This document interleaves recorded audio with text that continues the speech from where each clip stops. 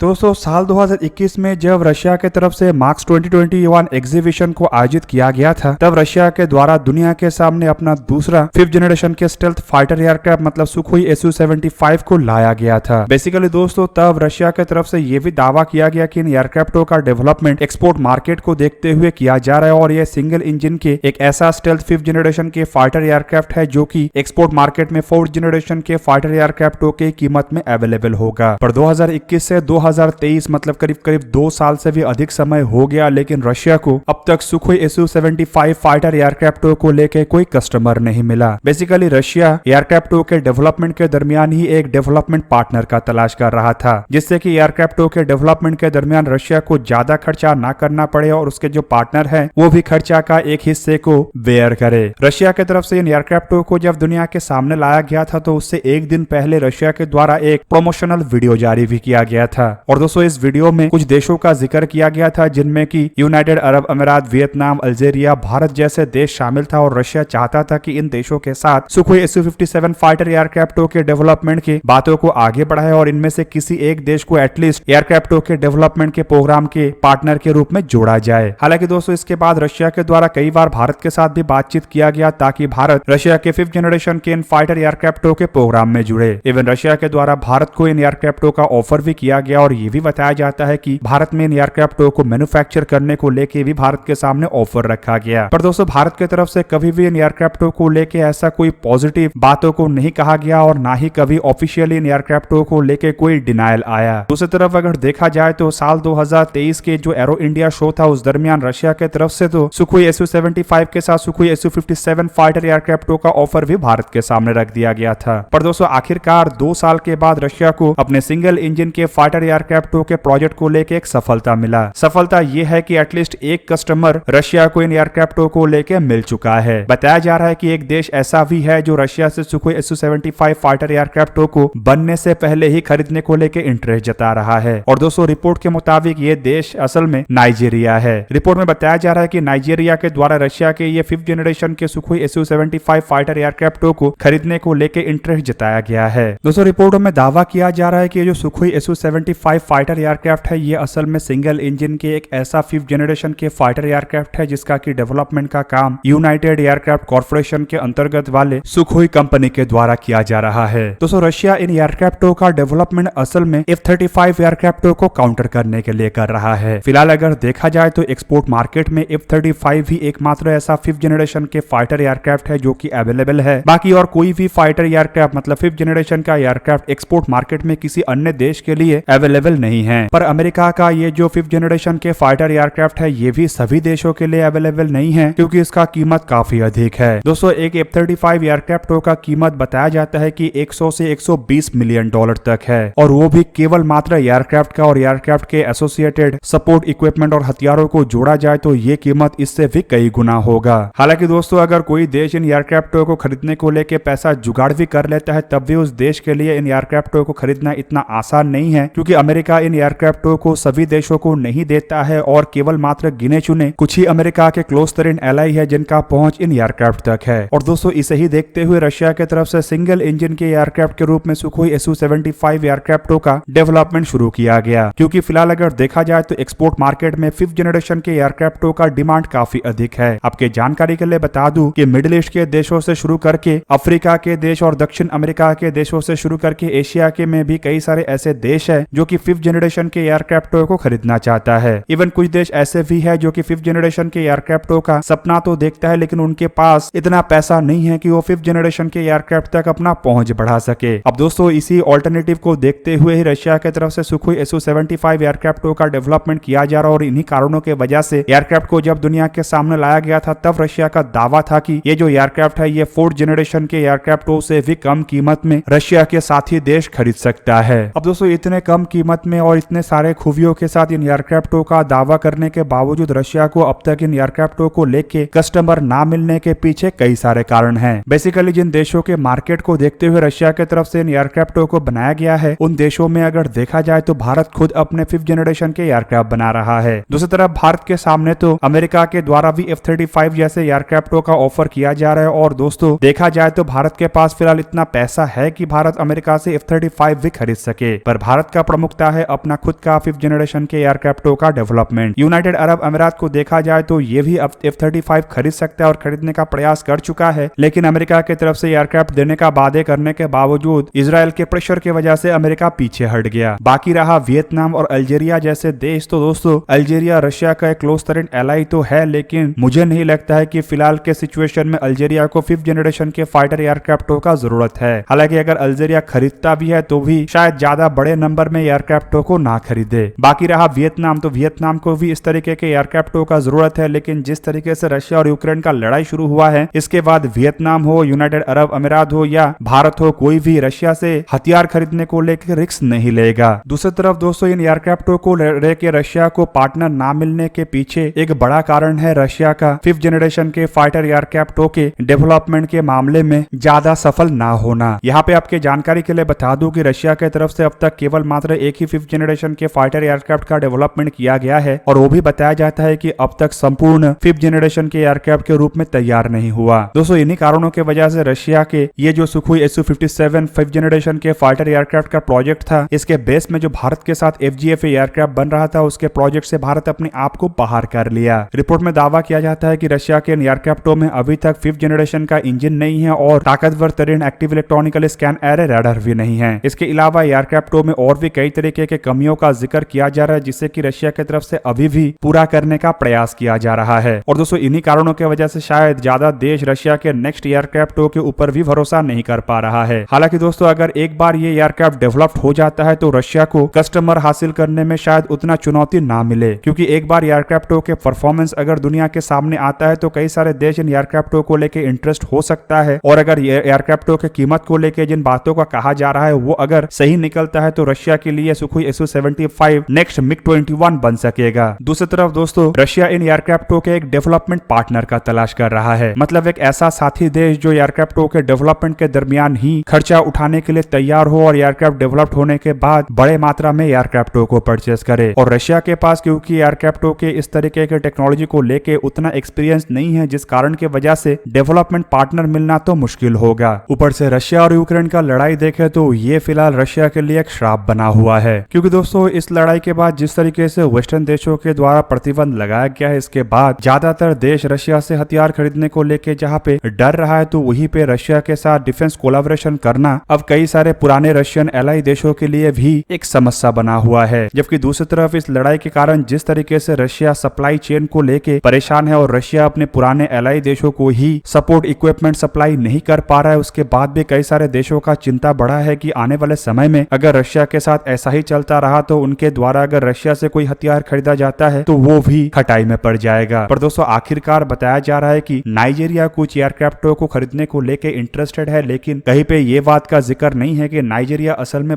Russia से कितने एयरक्राफ्टों को परचेस करना चाहता है। रिपोर्ट में यह भी दावा नहीं किया गया है कि नाइजीरिया कब तक ऐसे एयरक्राफ्टों को परचेस करेगा और इसके लिए कितना खर्चा करेगा। हालांकि अगर सुखोई Su-75 फाइटर एयरक्राफ्टों के डेवलपमेंट प्रोग्राम को देखे तो प्लान तो है इन एयरक्राफ्टों को साल 2027 तक इंट्रोड्यूस करना, लेकिन अब तक दोस्तों इन एयरक्राफ्टों के प्रोटोटाइप भी नहीं बना है और ना ही एयरक्राफ्टों के फ्लाइंग टेस्ट शुरू हुआ है। मतलब दोस्तों साल 2027 का डेडलाइन शायद रशिया की तरफ से पूरा करना संभव ना हो। और एटलीस्ट मेरा मानना यह है कि अगर रशिया यूक्रेन का लड़ाई ना होता तो शायद ये डेडलाइन पूरा हो जाता, लेकिन अब जिस तरीके से लड़ाई चल रहा है इसके बावजूद अगर रशिया इन एयरक्राफ्टों के डेवलपमेंट को अंजाम देता है तो कम से कम रशिया को इन एयरक्राफ्टों को अपने बेड़े में शामिल करवाने के लिए साल 2032-33 तक तो इंतजार अवश्य करना पड़ेगा। और दोस्तों तब तक नाइजीरिया जैसे देश कुछ एयरक्राफ्टों को खरीदने को लेकर इंतजार करेगा या नहीं करेगा, ये भी एक सवाल बना हुआ है। जबकि दूसरी तरफ अगर देखा जाए तो केवल मात्र नाइजीरिया की तरफ से अगर कुछ ही लिमिटेड संख्या के एयरक्राफ्टों को खरीदने को लेकर ऑर्डर दिया जाता है तो रशिया के लिए ये एयरक्राफ्ट डेवलप करना अधिक खर्चीलू हो जाएगा। और दोस्तों अगर रशिया इन एयरक्राफ्टों को बिना ऑर्डर के या बिना कोई पार्टनर के डेवलप कर लेता है तो इन एयरक्राफ्टों का हश्र भी MiG-35 जैसा हो सकता है। दोस्तों आप लोगों को क्या लगता है कि रशिया को आने वाले समय में कोई और पार्टनर देश इन एयरक्राफ्टों को लेकर मिल सकता है या नहीं मिल सकता है, कमेंट करके अवश्य बताइए। दोस्तों आज की इस वीडियो को यहीं पे ही करते हैं समाप्त। किसी और एक दिन किसी और एक वीडियो में मिलेंगे, तब तक के लिए जय हिंद, वंदे मातरम।